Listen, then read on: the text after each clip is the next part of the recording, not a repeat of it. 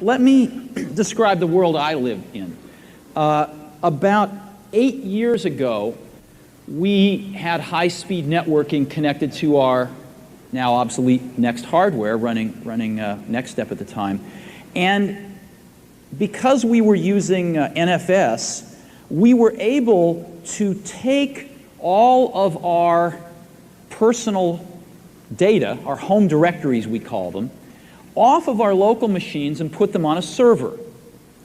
And the software made that completely transparent, and because the server had a lot of RAM on it, in some cases it was actually faster to get stuff from the server than it was to get stuff off your local hard disk, because in some cases it would be cached in the RAM of the server if it was in popular use.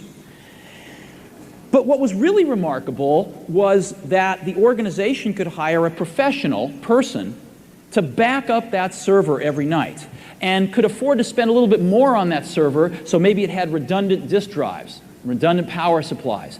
And you know, in the last 7 years, you know how many times I have lost any personal data?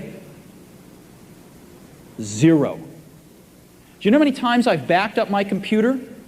0. Now, what's really interesting to me is that Gigabit Ethernet's coming. With Gigabit Ethernet, it is faster in every case to talk to the server than it is my local hard disk. And one of the things I'm really excited about is to look at that personal computer and take out every moving part except the keyboard and the mouse. I don't need a hard disk in my computer if I can get to the server faster.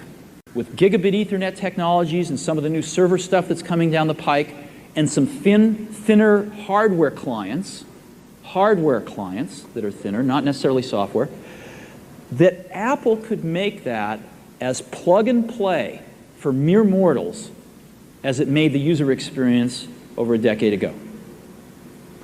That's one of the things where I think there's a giant hole. And I can't communicate to you how awesome this is unless you use it.